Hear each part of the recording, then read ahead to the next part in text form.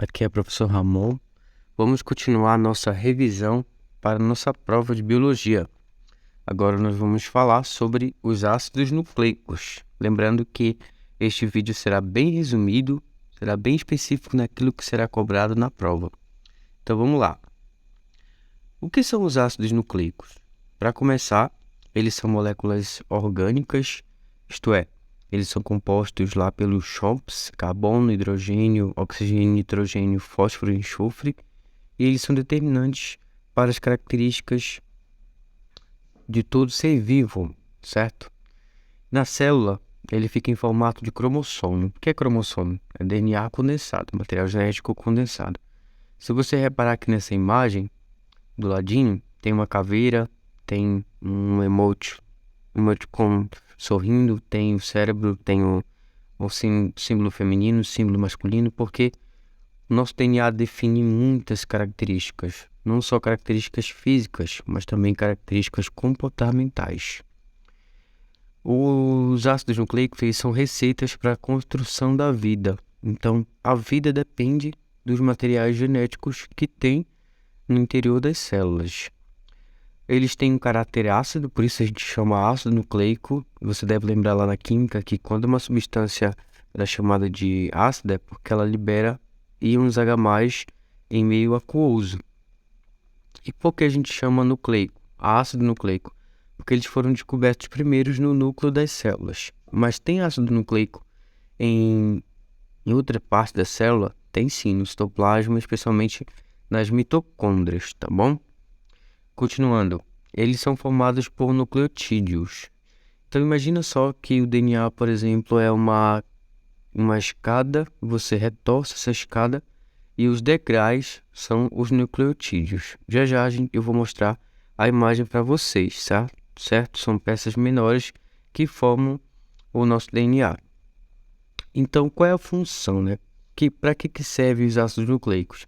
Eles são responsáveis pelo armazenamento da informação genética e por sua tradução, que se dá por meio de síntese de proteínas. Isto é, é lá no DNA que vamos ter os genes. Os genes serão lidos, traduzidos, lá pelo ribossomo, para enfim gerar uma proteína que será útil para o corpo.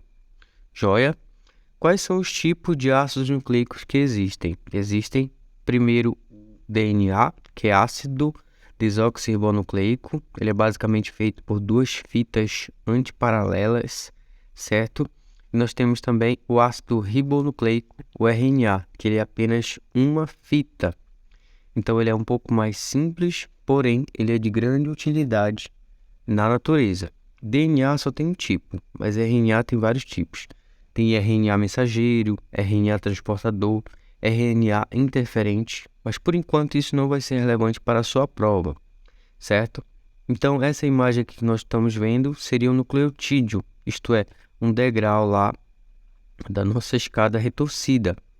E aqui, essa bolinha verde, esse pentágono azul e esse retângulo cor-de-rosa, eles têm nomes, certo?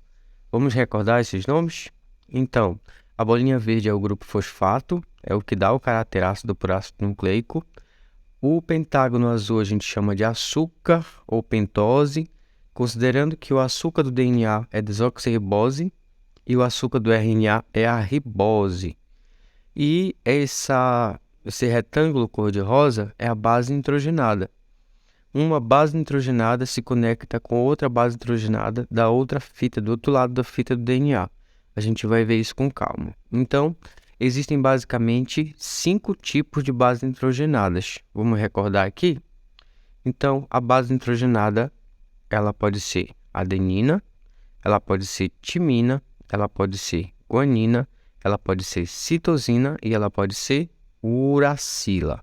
Só lembrando que a timina é uma base nitrogenada exclusiva do DNA e a uracila ela é exclusiva do RNA, tá bom?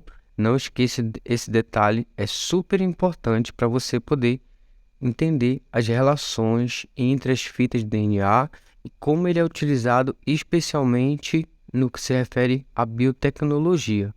Entender a relação entre essas bases nitrogenadas é importante, tudo bem? Bom, pessoal, vamos recordar aqui também que as bases nitrogenadas têm essa conexão, e essa conexão é feita através de ligações de hidrogênio.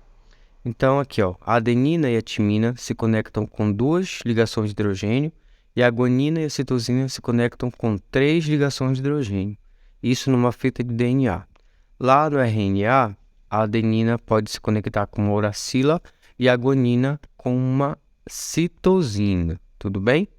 Aqui, ó, existem essas bases timina, uracila e citosina são chamadas de bases pirimídicas, porque elas têm apenas um anel de carbono ali, certo? Nós temos as bases púricas, que são adenina e guanina, com 2 anéis de carbono. Perceba que na conexão é sempre uma pirimídica conectando com uma púrica, né? Por exemplo, ali, ó, você vai ver o T e o A, o G e o C, certo? Ou o A e o U lá no RNA, belezinha?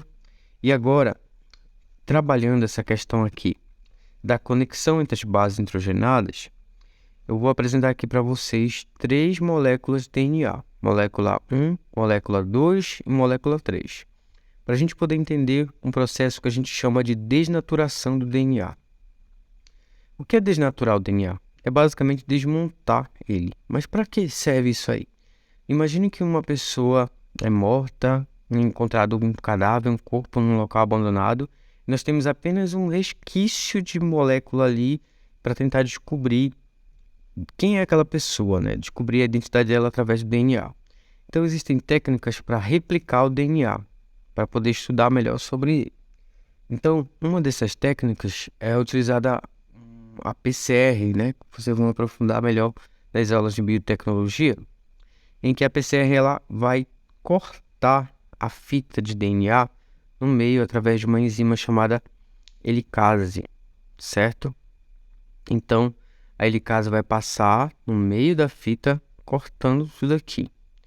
Aí eu pergunto, se nós já conhecemos as características das bases nitrogenadas e como elas se conectam, eu quero perguntar para você, dessas 3 opções aqui de moléculas de DNA, qual delas vai desnaturar mais rápido ou com mais facilidade? Molécula 1, 2 ou molécula 3?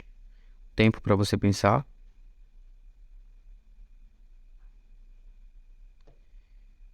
É isso aí.